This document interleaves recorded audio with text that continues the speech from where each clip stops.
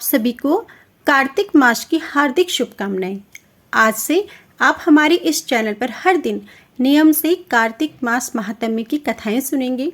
कथा प्रारंभ करने से पहले मैं आपको कार्तिक मास में की जाने वाली पूजा पाठ और कार्तिक स्नान के बारे में थोड़ी सी जानकारी देना चाहती हूँ। कार्तिक मास को बहुत ही पवित्र और शुभ माना जाता है। हिंदू पंचांग के अनुसार कार्तिक का महीना 8वां महीना होता है। इस पूरे महीने में धर्म, कर्म, जप, तप, व्रत, पूजा पाठ, स्नान, ध्यान और दान आदि करने से कई गुना पुण्य की प्राप्ति होती है। पूरे महीने में ब्रह्म मुहूर्त में उठकर स्नान किया जाता है। संभव हो तो पवित्र नदियों में स्नान करना चाहिए, नहीं तो घर पर भी नहाने के पानी में गंगा जल मिलाकर स्नान किया जाता है। कार्तिक के महीने में सुबह 4:30 बजे से 5:30 बजे के बीच में उठकर स्नान करना शुभ माना जाता है। इसी समय आप सूर्य देवता को जल अर्पित कर सकते हैं। साथ ही तुलसी जी की पूजा भी करनी चाहिए। कार्तिक के महीने में जिस घर में तुलसी जी की पूजा होती है वहाँ कभी अकाल मृत्यु नहीं होती, वहाँ कभी समस्याएं नहीं आती, आर्थिक तंगी नहीं होती और हर प्रकार की सुख समृद्धि का भंडार वहाँ पर पूरे वर्ष भरा रहता है। कार्तिक के पूरे महीने में भगवान विष्णु जी की और भगवान श्री कृष्ण जी की पूजा की जाती है। इस पूरे महीने में व्रत, दान, तुलसी जी का विवाह, दीपदान, गंगा जी में स्नान करने से कई गुना पुण्य की प्राप्ति होती है। साथ ही इस महीने में किया गया दान कभी व्यर्थ नहीं जाता। इस महीने में किया गया छोटे से छोटा दान भी कई गुना पुण्य की प्राप्ति कराने वाला होता है। कार्तिक के महीने में ही तारा भोजन भी किया जाता है, यानी कि जो लोग उपवास रखते हैं। कुछ लोग ऐसे होते हैं जो पूरे कार्तिक के महीने में एक समय भोजन करते हैं। वह शाम की पूजा करने के बाद तारों की छांव में ही शुद्ध और सात्विक भोजन ग्रहण कर लेते हैं। कार्तिक के महीने में किस प्रकार से पूजा करनी चाहिए यह जान लीजिए। स्नान आदि से निवृत्त होने के बाद आप सबसे पहले तुलसी जी की पूजा करें। तुलसी जी के पौधे में नियमित रूप से जल अर्पित करें।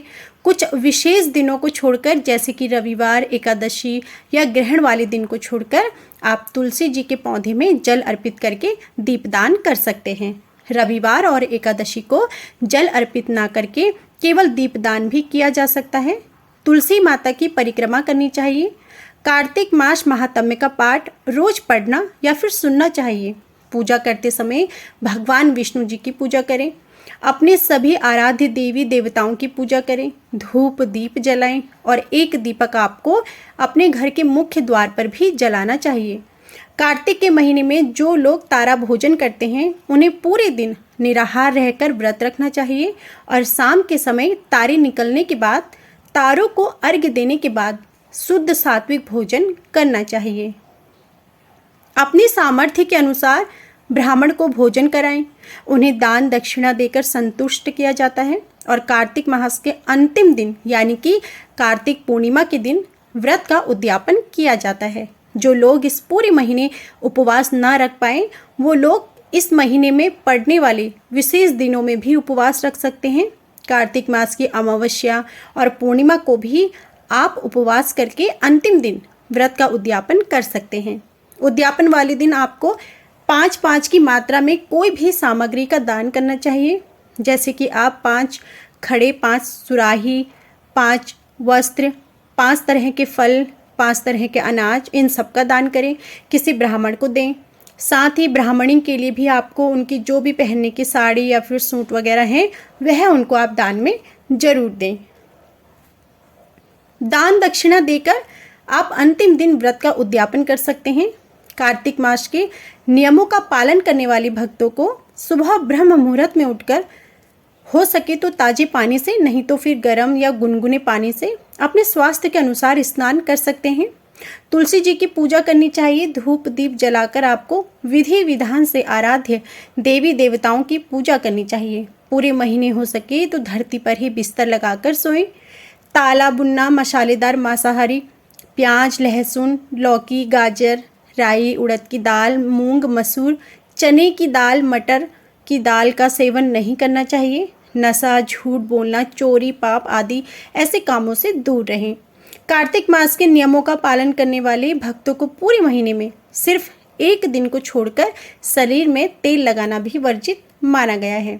केवल नरक चतुर्दशी यानी छोटी दिवाली के दिन शरीर पर तेल लगाकर स्नान किया जाता है, और जो लोग पहले से ही इस नियम का पालन करते आ रहे हैं उन्हें तो इस बारे में पता ही होगा। लेकिन जो लोग पहली बार में कार्तिक मास के नियमों का पालन करना चाहते हैं उनके लिए यह जानकारी बहुत ज़रूरी है कि कुछ नियम ऐसे हैं जिनका आपको कार्तिक मास में पालन जरूर करना है। जैसे कि ब्रह्मचर्य का पालन करें, शरीर पर तेल नहीं लगाया जाता, धरती पर बिस्तर बिछाकर सोया जाता है, सुबह और शाम तुलसी जी की नियमित रूप से पूजा की जाती है, दली हुई दालें जैसी यानी कि बीज जो दो होते हैं जैसे कि चने की दाल, मटर की दाल, मूंग मसूर की दाल, इनके 2 दाने होते हैं, तो इस तरह की दालों का सेवन कार्तिक के महीने में नहीं किया जाता है। इस तरीके से आपको कार्तिक महीने के संपूर्ण नियमों का पालन करना है। अब इसी के साथ कार्तिक मास कथा की आरंभ करते हैं। भगवान नारायण नरश्रेष्ठ नर तथा सरस्वती देवी को नमस्कार करके जय स्वरूप इतिहास पुराण का पाठ करना चाहिए। ऋषि बोले, सूत जी, हम लोग कार्तिक मास का महात्म्य सुनना चाहते हैं। सूत जी बोले, हे ऋषियों, तुमने मुझसे जो प्रश्न किया है उसी को ब्रह्मपुत्र नारद जी ने जगत गुरु ब्रह्मा से इस प्रकार पूछा था कि हे पितामह, मासों में सबसे श्रेष्ठ मास, देवताओं में सर्वोत्तम देवता और तीर्थों में विशिष्ट तीर्थ कौन है, यह बताएं। ब्रह्मा जी बोले, मासों में कार्तिक, देवताओं में भगवान विष्णु और तीर्थों में नारायण तीर्थ यानी बद्री का आश्रम श्रेष्ठ है। ये तीनों कलयुग में अत्यंत दुर्लभ हैं। इतना कहकर ब्रह्मा जी ने भगवान राधा कृष्ण का स्मरण किया और पुनः नारद जी से कहा, बेटा, तुमने समस्त लोगों का उद्धार करने के लिए यह बहुत अच्छा प्रश्न किया है। मैं कार्तिक का महात्म्य सुनाता हूँ। कार्तिक मास भगवान विष्णु जी को सदा ही प्रिय है। कार्तिक मास में भगवान विष्णु जी के उद्देश्य से जो कुछ पुण्य किया जाता है उसका नाश में नहीं देखता। हे नारद, यह मनुष्य योनि दुर्लभ है। इसे पाकर मनुष्य अपने को इस प्रकार रखे कि उसे पुनः नीचे न गिरना पड़े। कार्तिक मास सब मासों में उत्तम है। यह पुण्यमय वस्तुओं में सबसे अधिक पुण्यतम और पावन पदार्थों में सबसे अधिक पावन है। इस महीने में 3300 देवता मनुष्य के सन्निकट हो जाते हैं और इसमें किए हुए स्नान, दान, भोजन, व्रत, तिल, धेनु, स्वर्ण, रजत, भूमि, वस्त्र आदि के दानों को विधि पूर्वक ग्रहण करते हैं। कार्तिक में जो कुछ दिया जाता है, जो भी तप किया जाता है, उसे सर्वशक्तिमान भगवान विष्णु जी ने अक्षय फल देने वाला बतलाया है। भगवान विष्णु जी के उद्देश्य से मनुष्य कार्तिक में जो कुछ दान देता है उसे वह अक्षय रूप में प्राप्त करता है। उस समय अन्नदाता और अन्न का दान सबसे अधिक महत्व होता है। उससे पापों का सर्वथा नाश हो जाता है। जो कार्तिक मास प्राप्त हुआ देख पराये अन्न को सर्वथा त्याग देता है वह अतिकृत यज्ञ का फल प्राप्त करता है। कार्तिक मास के समान कोई मास नहीं, सत्यों के समान कोई युग नहीं, वेदों के समान कोई शास्त्र नहीं और गंगा जी के समान दूसरा कोई तीर्थ नहीं। इस प्रकार अन्नदान के सदृश दूसरा कोई दान नहीं। दान करने वालों पुरुषों के लिए न्यायोपार्जित द्रव्य के दान का सुअवसर दुर्लभ है। उसका भी तीर्थ में दान किया जाना तो और भी दुर्लभ है। हे मुनि श्रेष्ठ, पाप से डरने वाले मनुष्य को कार्तिक मास में भगवान शालिग्राम शिला का पूजन और भगवान वासुदेव का स्मरण अवश्य करना चाहिए। दान आदि करने में असमर्थ मनुष्य प्रतिदिन प्रसन्नता पूर्वक नियम से भगवान नाम का स्मरण करें। कार्तिक में भगवान विष्णु जी की प्रसन्नता के लिए विष्णु मंदिर अथवा शिव मंदिर में रात को जागरण करें।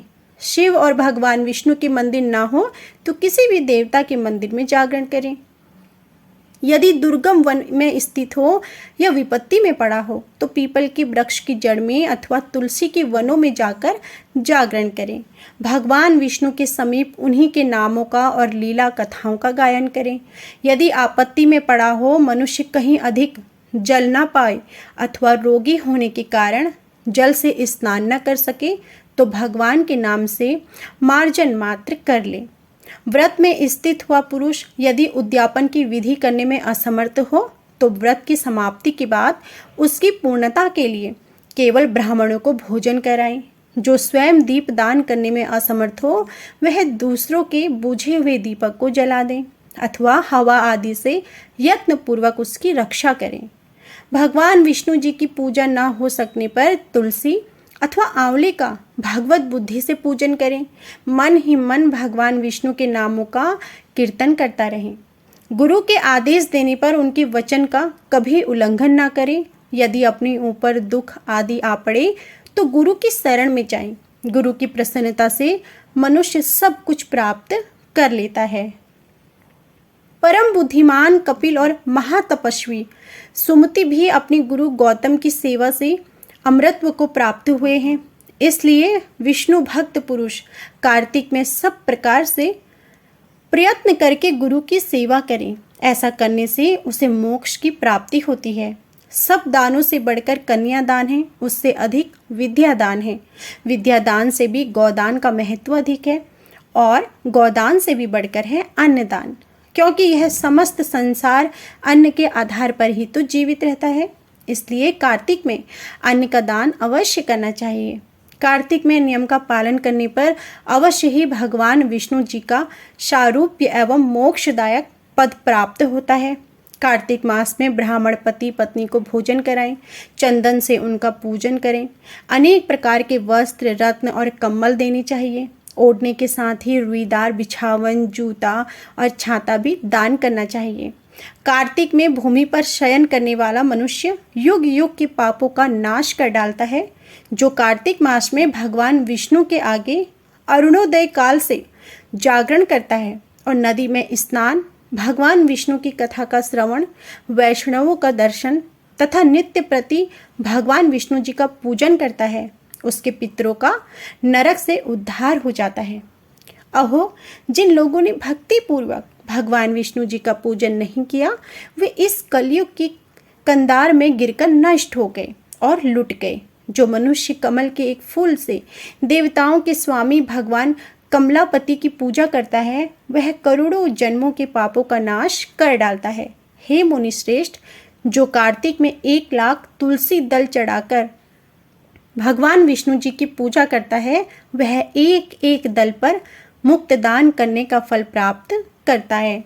जो भगवान के श्री अंगों से उतारी हुई प्रसाद स्वरूपा तुलसी को मुख में, मस्तक पर और शरीर में धारण करता है तथा भगवान के निर्मलयों से अपने अंगों का मार्जन करता है वह मनुष्य संपूर्ण रोगों और पापों से मुक्त हो जाता है। भगवत पूजन संबंधी प्रसाद स्वरूप शंख का फल भगवान की भक्ति, निर्माल्य पुष्प आदि, चरणोदक चंदन और धूप ब्रह्म हत्यार का नाश करने वाले हैं। हे नारद, कार्तिक मास में प्रातः काल स्नान करें और प्रतिदिन अपनी शक्ति के अनुसार ब्राह्मणों को अन्न और दान दें, क्योंकि सब दानों में अन्नदान ही सबसे बढ़कर है। अन्नदान करने वाला पुरुष संसार में सब कुछ देने वाला और सब यज्ञों को संपूर्ण अनुष्ठान करने वाला है। पूर्व काल में सत्यकेतु ब्राह्मण ने केवल अन्नदान से सब पुण्यों का फल पाकर परम दुर्लभ मोक्ष को भी प्राप्त कर लिया था।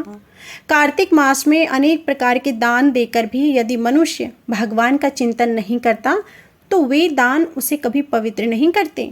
भगवान मात्र स्मरण की महिमा का वर्णन मैं भी नहीं कर सकता। गोविंद गोविंद हरि मुरारी, गोविंद गोविंद मुकुंद कृष्ण, गोविंद गोविंद रत्नापाड़ी, गोविंद दामोदर माधवेती। इस प्रकार प्रतिदिन कीर्तन करें। नित्य प्रति भागवत के आधे श्लोक या चौथाई श्लोक का भी कार्तिक में श्रद्धा और भक्ति के साथ अवश्य पाठ करें। जिन्होंने भागवत पुराण का श्रवण नहीं किया, पुराण पुरुष भगवान नारायण की आराधना नहीं की और ब्राह्मणों के मुख रूपी अग्नि में अन्न की आहुति नहीं दी, उन मनुष्यों का जन्म व्यर्थ ही हो गया। हे देवर्षि, जो मनुष्य कार्तिक मास में प्रतिदिन गीता का पाठ करता है उसके पुण्य फल का वर्णन करने की शक्ति मुझ में भी नहीं है। गीता के समान कोई शास्त्र ना तो है, ना हुआ है और ना ही होगा। एकमात्र गीता ही सदा सब पापों को हरने वाली और मोक्ष देने वाली है। गीता के एक अध्याय का पाठ करने से मनुष्य घोर नरक से मुक्त हो जाते हैं, जैसे जड़ ब्राह्मण मुक्त हो गया था। 7 समुद्रों तक की पृथ्वी का दान करने से जो फल प्राप्त होता है, शालिग्राम शिला के दान करने से मनुष्य उसी फल को पा लेता है। अतः कार्तिक मास में स्नान तथा दान पूर्वक शालिग्राम शिला का दान अवश्य करना चाहिए। इसी के साथ कार्तिक मास महात्म्य में अध्याय 1 संपूर्ण हुआ। तो यह थी आज की संपूर्ण कथा। इससे आगे की कथा आप हमारी अगली वीडियो में ज़रूर सुनिएगा। आज की कथा पसंद आई हो तो प्लीज़ वीडियो को लाइक ज़रूर कीजिएगा। कमेंट बॉक्स में जय श्री हरि ज़रूर लिखिएगा। जय श्री हरि।